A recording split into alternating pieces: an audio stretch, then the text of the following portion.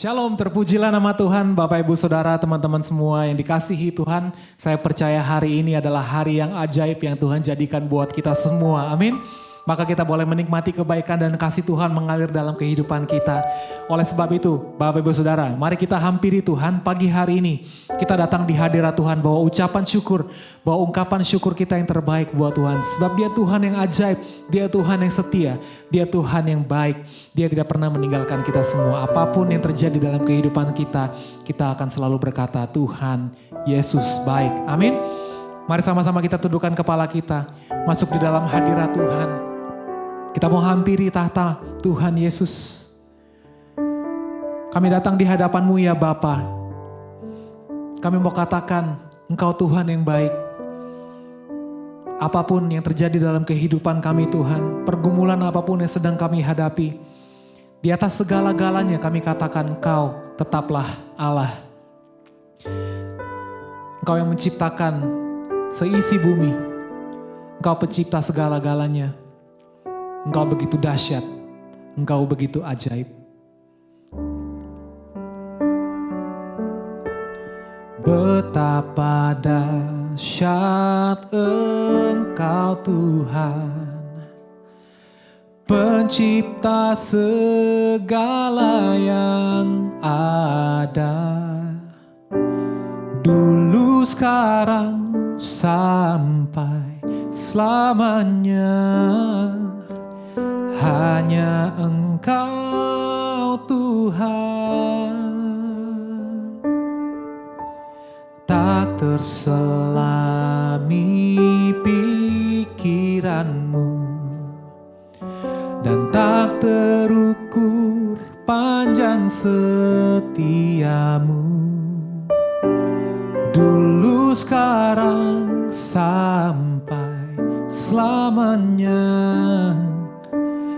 Hanya Engkau Tuhan, ku sembah Engkau Yesus.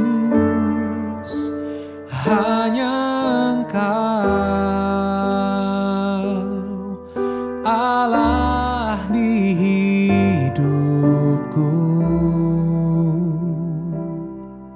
Tiada yang lain, hanya Kau, hanya Engkau Tuhan. Selamanya Kau tetap Allah, walau dunia semua bergoncang, tak tergoyahkan, Kau tetap Allah. Katakan, tak terselami pikiran-Mu ya Bapa. Tak terselami pikiran-Mu, dan tak terukur panjang setia-Mu. Dulu sekarang sampai selamanya.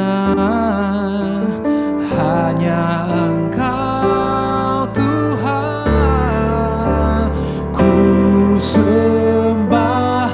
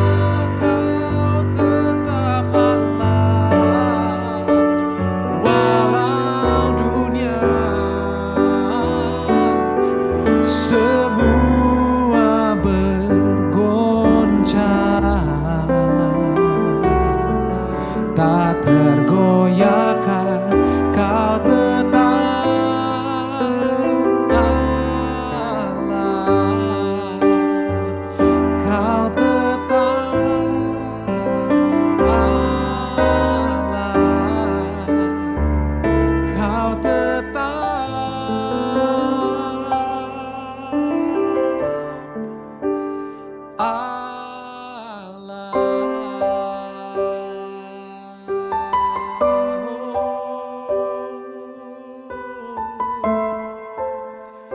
Kami bersyukur bahwa Engkau tetap Allah. Meskipun bumi bergoncang, meskipun gunung beranjak, kami percaya tidak ada yang mampu memisahkan kami dari kasih Tuhan. Sebab itu kami bersyukur Tuhan. Kami berterima kasih buat anugerah-Mu.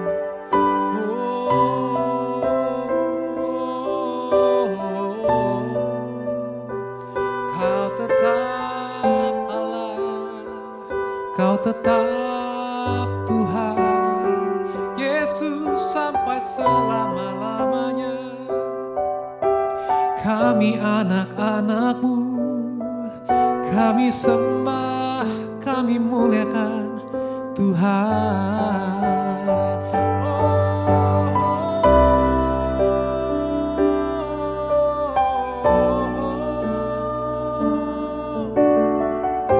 Kami mau bernyanyi, kami mau bermazmur bagi nama-Mu yang kudus Tuhan. Hosana, Hosana, Hosana, Hosana di tempat yang maha tinggi.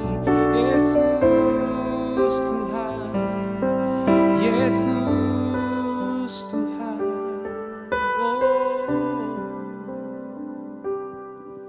Oh, Yesus, kami mau sujud di altar-Mu Tuhan. Kami bawa kehidupan kami terima anugerah-Mu Tuhan. Penuhi kami Tuhan dengan Roh Kudus-Mu. Penuhi kami Tuhan dengan lawatan-Mu ya Bapa. Kami siap sujud di altar-Nya. Ku bawa hidupku, ku terima anugerah-Nya. Dia ampuniku dan bebaskanku.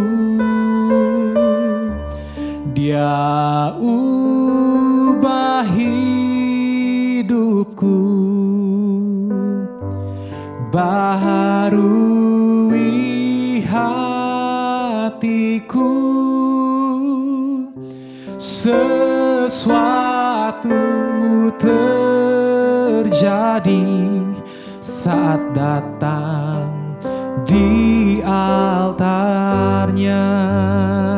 Mari sujud, kita katakan sujud di altar-Nya. Ku bawa hidupku, ku terima anugerah-Nya. Dia ampuniku dan bebaskanku. Dia ubah hidupku, baharui hatiku. Sesuatu terjadi saat datang di altar-Nya. Kita katakan sesuatu terjadi. Sesuatu terjadi. Katakan pemulihan terjadi. Pemulihan terjadi. Kesembuhan terjadi. Kesembuhan terjadi saat datang di altar-Nya. Oh, kami datang di hadapan-Mu Tuhan. Haleluya.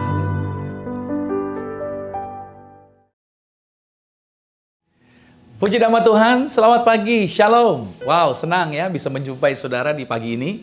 Tentunya atas berkat Tuhan, setiap saudara bisa beristirahat dengan baik, menikmati hari yang baru, dan tentunya menikmati berkat-berkat Tuhan yang baru. Nah, untuk itu saudara, di acara I Start with Jesus hari ini tentunya saudara sudah diberkati dengan pujian, penyembahan. Saudara menikmati hadirat Tuhan, bagaimana lawatan Tuhan terjadi buat saudara. Entah mungkin saudara ada di rumah, atau saudara mungkin sedang ada di kendaraan, atau mungkin saudara sedang ada di tempat usaha saudara, baik saudara yang mengikuti secara live streaming, atau juga saudara yang mengikuti secara rerun. Saudara diberkati, baik yang ada di Indonesia, atau juga saudara yang ada di luar negeri. Saudara semua diberkati Tuhan secara luar biasa. Saya senang bisa menjumpai saudara. Dan kalau saudara mungkin baru pertama kali yaitu mengikuti siaran ini, well, selamat bergabung bersama-sama di dalam acara I Start with Jesus. Saya percaya nggak ada yang kebetulan, Tuhan Yesus tentunya punya rencana yang luar biasa bagi kehidupan Anda. Dan biarlah kehidupan Anda juga mengalami perubahan di dalam Tuhan, mengalami pembaharuan. Dan pembaharuan yang terjadi atas hidup Anda juga itu membuat kualitas Anda secara kerohanian menjadi semakin lebih baik. Dan perubahan dalam artian kemajuan-kemajuan Anda akan bisa membawa berkat buat orang-orang yang ada bersama-sama dengan saudara. Prinsip yang selalu saya percaya bahwa hidup kita itu bukanlah tentang kita, tapi hidup kita adalah tentang bagaimana kehendak Tuhan terjadi atas hidup kita dan membawa dampak yang besar buat orang-orang di sekitar kita. Dan sebelum kita masuk di dalam firman Tuhan, mari kita satu di dalam doa. Tuhan Yesus, terima kasih buat kesempatan di hari ini. Kami percaya segala berkat yang terbaik Tuhan sediakan. Dimanapun anak-anak Tuhan ini berada, mereka semua dijumpai, mereka semua dilawat, mereka semua diberkati. Berfirman bagi kami, Roh Kudus ambil alih dari awal sampai dengan selesai. Sederhanakan setiap kata kalimat bahasa firman Tuhan yang dipakai untuk menjelaskan setiap kata kalimat ini. Dan kami semua, yaitu bukan cuma cakap mendengar, tapi dimampukan untuk dapat mempraktekkannya di dalam kehidupan kami.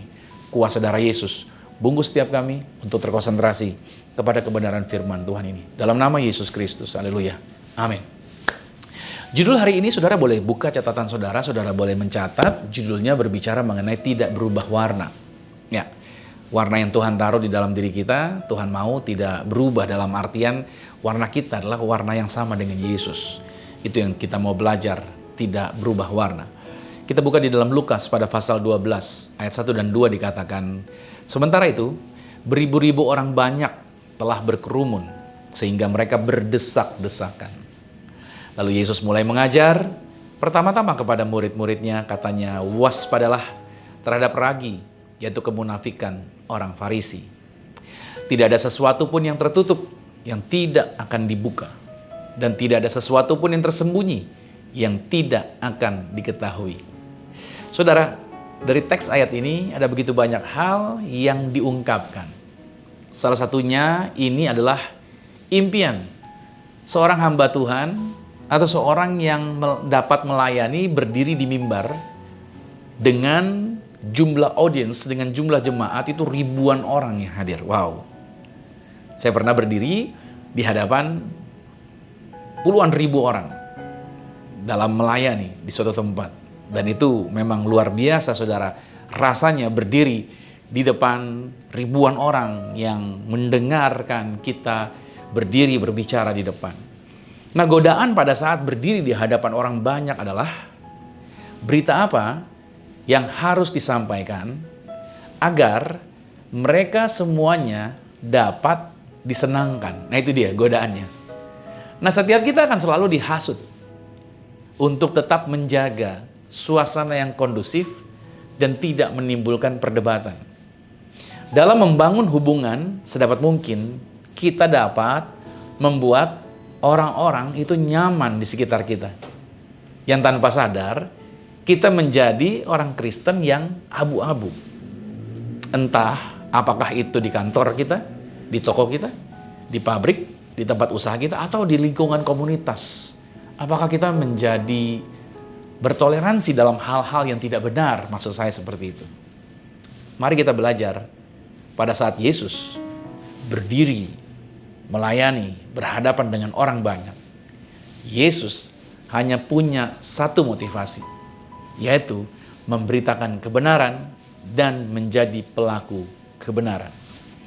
Yesus tidak dikendalikan oleh momen orang-orang yang hadir dalam pelayanannya.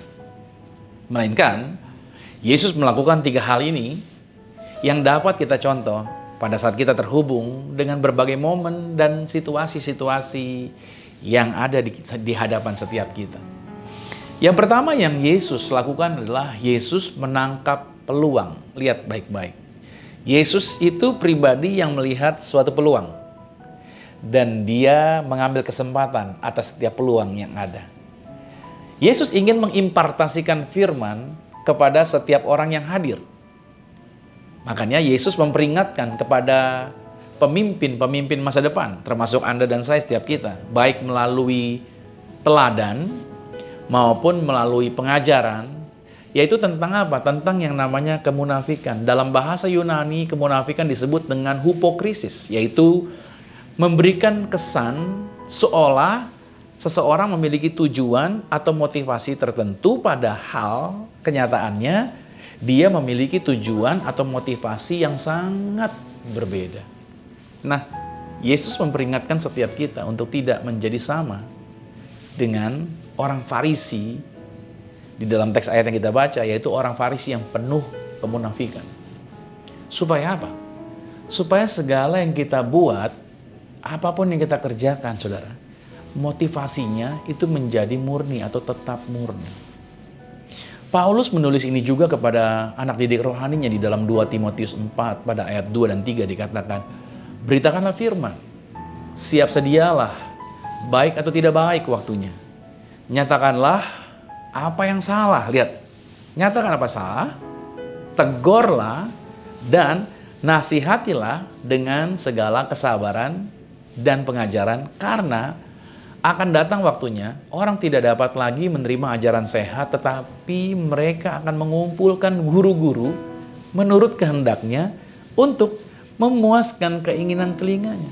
Artinya begini, jangan biarkan popularitas dan persetujuan manusia itu mengendalikan Anda. Tetapi biarkan dirimu itu dipimpin oleh Roh yang teguh dalam kebenaran. Baik dalam apa yang kau ajarkan atau yang Anda ajarkan, maupun bagaimana caramu hidup di hadapan orang. Jadi jangan biarkan, aduh, kalau saya nggak melakukan ini, misalkan saudara sebagai artis mungkin, kalau saya nggak melakukan apa yang mereka minta, takutnya mereka tidak follow saya lagi dan saya kehilangan follower dan lain sebagainya. Pada akhirnya kita tersandera oleh popularitas, kita tersandera oleh permintaan orang banyak yang pada perjalanan selanjutnya kita tidak membiarkan patokan atau standar yang kita lakukan berdasarkan petunjuk daripada Roh Kudus. Tidak demikian, itu yang Yesus mengajarkan yang pertama tadi. Yesus melihat ada chance, ada kesempatan untuk apa? Memberitakan kabar baik, terus menyampaikan kabar baik, terus menyampaikan kabar baik. Yang kedua, saudara, Yesus menunjukkan bahaya menjadi munafik. Itu dia, Yesus menunjukkan bahaya ketika seseorang membiarkan dirinya menjadi munafik. Saudara, munafik itu adalah penyakit yang dapat menyebar dengan cepat. Yesus membandingkannya, gambarnya seperti ini dengan ragi tadi dalam teks yang kita baca. Tahu ragi ya? Ragi itu yang menyebar di dalam adonan yang dikasih ragi. Ragi itu menyebar ke seluruh adonan dan menyebabkan seluruh adonan itu menjadi mengembang. Itu dia. Satu ragi ditaruh, itu mempengaruhi seluruh adonan. Nah, gambaran dari Yesus itu menyampaikan bahwa kemunafikan itu sifatnya menular, saudara. Tetapi tidak seperti ragi. Ya kan, kalau ragi membuat adonan mengembang dengan baik, tetapi kemunafikan justru itu sangat-sangat merugikan. Dalam Galatia 2 pada ayat 13, kalau saudara baca dari ayat-ayat sebelumnya, di sini kita lihat Petrus, yaitu dia tadinya duduk makan bareng dengan orang-orang non-Yahudi. Sewaktu kelompok konservatif dari Yerusalem belum datang ke kota Antioquia. Tetapi begitu orang-orang dari Yerusalem, Kristen Yahudi ini datang, ya kan, apa yang terjadi? Petrus mulai menarik dirinya. Petrus mulai meninggalkan orang-orang non-Yahudi. Dia tidak mau duduk makan. Persoalannya bukan cuma Petrus yang munafik. Petrus munafik, tetapi itu menyeret orang-orang lain. Coba kita lihat di dalam Galatia 2 ayat 13 dikatakan begini.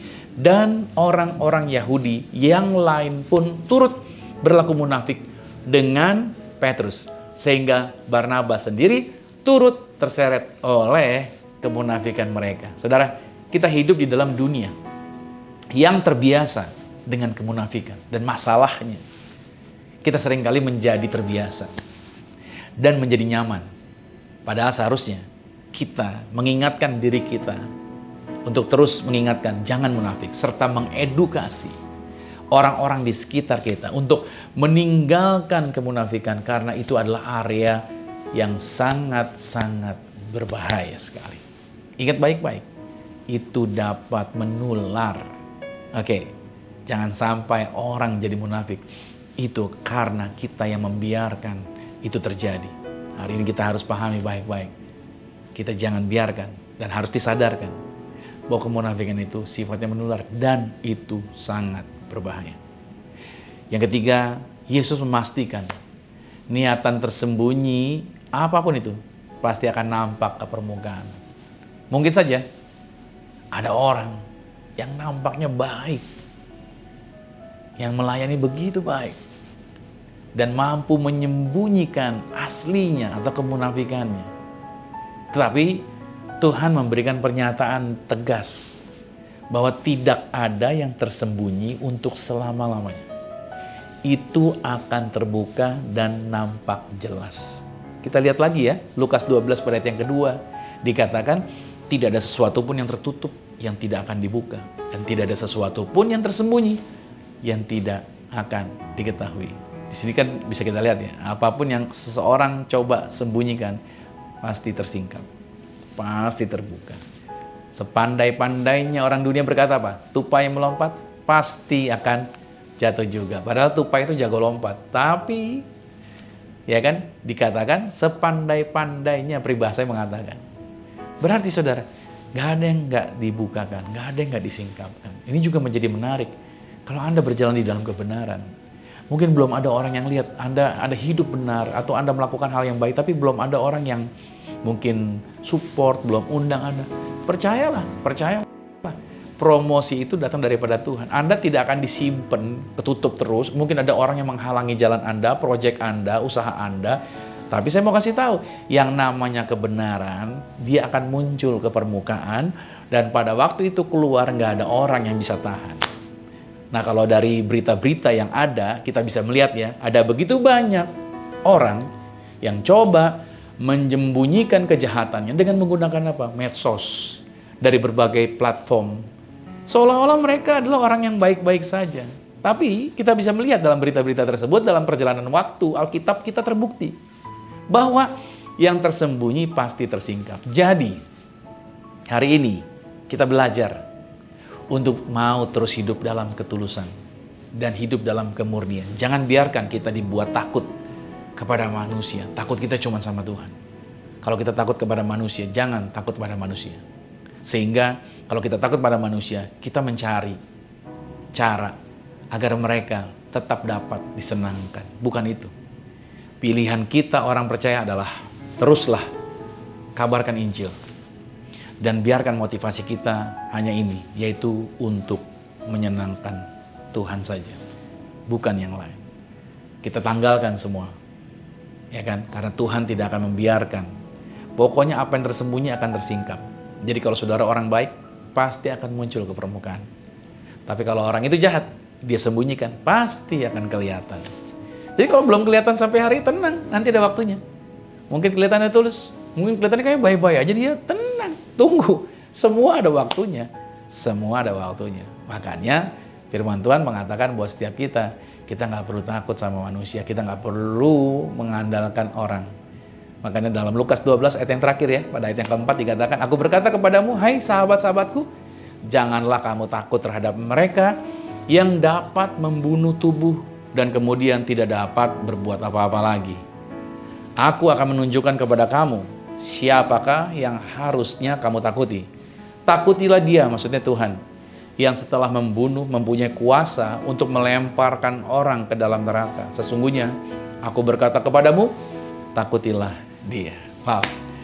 Wah, saya diberkati, saya percaya saudara juga diberkati, dan menjadi kesadaran buat setiap kita, jangan lagi berlaku munafik, jangan berubah warna ya, warna kita harus tetap sama, warna kita adalah Yesus Kristus, sehingga orang melihat kita, orang melihat Yesus, dan biarlah kehidupanmu selalu memberitakan kabar baik, memberitakan kebenaran, sampaikan kepada setiap orang yang Anda jumpai, bahwa keselamatan cuma di dalam Tuhan. Satu kesaksian terakhir, ada seorang teman yang sudah cukup lama pelayanan bersama dengan saya, saudara. Tahun ini umurnya mencapai 70 tahun. Suatu hari dia di rumah sakit, dia check up. Lalu di check up itu ada dipanggil, kan ada beberapa pasien. Terus salah satu pasien dengerin pas dipanggil namanya, terus dipanggil umurnya sekian disebut. Nah, salah satu pasien itu umurnya beda 10 tahun, lebih muda daripada teman saya. Dan pasien itu bertanya sama teman saya ini, Bapak umur lebih tua 10 tahun dari saya. Kenapa Bapak kok bisa tampak lebih muda dari saya, kekuatannya? Saya yang lebih muda 10 tahun kok jauh lebih tua, metabolisme dan lain sebagainya. Dia merasa bahwa kenapa Anda bisa lebih muda. Dan teman saya cuma tertawa sambil berkata, dia bilang begini, Bapak sudah percaya Tuhan Yesus? Digituin sama dia. Tiba-tiba dia ngomong gitu, Bapak sudah percaya Tuhan Yesus? Orang yang tadi bertanya bilang, belum, saya belum percaya Tuhan Yesus. Teman saya bilang gini, rahasianya adalah saya bisa lebih muda dari Anda karena saya percaya Tuhan Yesus. Saya bergantung pada Yesus. Saya selalu berseru pada Yesus, panggil nama Dia. Itu yang membuat saya tetap muda. Saudara, walaupun dia ada di sebuah tempat, ya kan, yaitu di rumah sakit sekalipun, di situ tetap ada kesempatan untuk memberitakan Injil dan kabar baik. Dan saya percaya di mana pun saudara berada, saudara bisa menceritakan kabar baik kepada setiap orang yang saudara jumpai. Puji nama Tuhan. Baik, kita akan masuk di dalam sakramen tubuh dan darah Tuhan Yesus. Mari siapkan roti dan anggur yang dari sejak awal sudah saudara siapkan. Kita lepaskan rotinya terlebih dahulu.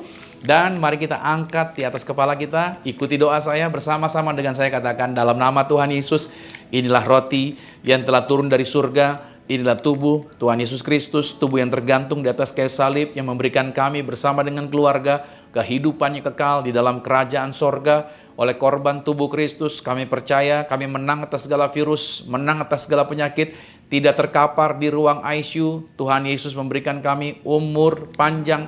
Oleh bilur-bilur Yesus kami sudah disembuhkan, menang atas segala binatang, tidak alergi, berkuasa atas segala jenis nyamuk, diberkati umur panjang dan tidak sakit-sakitan. Dalam nama Tuhan Yesus, inilah tubuh Tuhan Yesus Kristus. Mari kita makan tubuh Tuhan Yesus.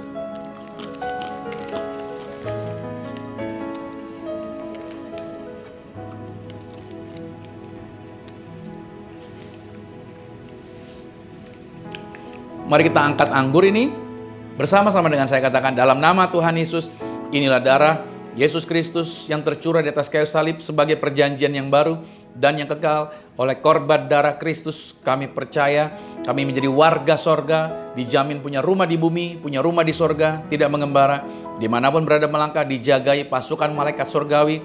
Aku tolak kuasa gelap, aku tolak roh jahat, segala rancangan orang jahat tidak pernah berkuasa atas kehidupan kami. Kami diangkat naik jadi kepala bukan ekor.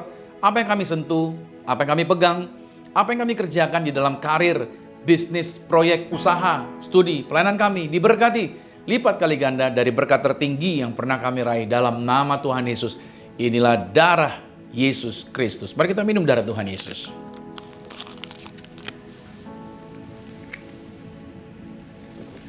Puji nama Tuhan. Kuasa tubuh dan darahnya menyucikan, kuasa tubuh dan darahnya memulihkan, menyembuhkan, membaharui setiap kita. Saudara, di tangan saya ada minyak urapan. Saudara juga boleh siapkan minyak karena ini perintah Tuhan. Saya percaya pada waktu kita mengangkat minyak ini, di tangan saudara juga menjadi minyak urapan. Saudara bisa melepaskan kuasa, saudara bisa mempraktekkan mujizat Tuhan. Karena seperti firman Tuhan katakan, dimanapun yaitu Injil diberitakan, seperti seorang wanita yang mengurapi kepala Yesus dengan minyak, itu juga menjadi berita yang juga disampaikan. Mari sama-sama dengan saya, katakan, dalam nama Tuhan Yesus, inilah minyak urapan. Setiap tetesnya punya kuasa mengusir setan, setiap olesnya punya kuasa mendatangkan mujizat, kesembuhan ilahi. Silakan pasukan malaikat jagai kami, proteksi kami bersama dengan keluarga pagari kami. Dalam nama Tuhan Yesus, inilah minyak urapan. Bapak Ibu Saudara boleh teteskan di atas kepala saudara. Berdoa buat pasangan Anda. Berdoa buat keturunan Anda dan percaya, lepaskan kata-kata berkat buat mereka dan terjadilah seperti yang Anda percayai. Dan saudara, di Amsal 18 ayat 21 dikatakan hidup dan mati itu dikuasai lidah. Siapa yang suka menggemakannya, dia akan memakan buahnya. Bersama-sama dengan saya lepaskan kata-kata berkat ini dan terjadilah atas hidup saudara. Di layar monitor katakan, saya diberkati, berkelimpahan, telah ditebus, telah diampuni, dibenarkan, diurapi, disempurnakan, diberi kuasa, hidup dalam kasih karunia, berharga, aman, sehat, penuh kemuliaan, fokus pada Yesus, disiplin, percaya diri, pandai cerdas. Saya diciptakan segambar dan serupa Yesus untuk menggenapi setiap panggilan dan tujuannya atas hidup saya. Di dalam nama Yesus, amin. Luar biasa, puji nama Tuhan. Dan kita sudah sampai di penghujung acara. Dan saya percaya bahwa setiap Anda yang hadir hari ini, yang mengikuti kegiatan I Start With Jesus, pasti diberkati. Arahkan hati saudara, angkat tanganmu, aminkan setiap berkat ini. Diberkatilah engkau di dalam usahamu, diberkatilah engkau di dalam pekerjaanmu, diberkatilah engkau di dalam segala aktivitasmu. Bahkan siapapun yang tinggal dengan kau juga pasti diberkati. Keluargamu diberkati, orang tuamu diberkati, saudara-saudarimu diberkati, dan rumah tanggamu berbahagia. Kasih karunia dari Bapa di surga, cinta kasih di dalam Yesus Kristus, kekuatan di dalam kuasa Roh Kudus-Nya menyertai, mengurapi setiap kita mulai saat ini sampai nanti Tuhan Yesus datang menjemput Anda dan saya, keluargamu dan keluargaku, sama-sama kita semua menjadi warga kerajaan sorga. Yang percaya dengan iman sama-sama katakan, amin. Puji nama Tuhan. Saya percaya saudara diberkati, terus jadi berkat, bagikan kepada keluarga saudara, teman-teman famili saudara, agar mereka juga diberkati seperti Anda diberkati. Dan biar sepanjang hari ini, saudara bisa beraktivitas dalam berkat Tuhan. Sampai jumpa di acara I Start With Jesus berikutnya. Tuhan Yesus Kristus memberkati. Shalom.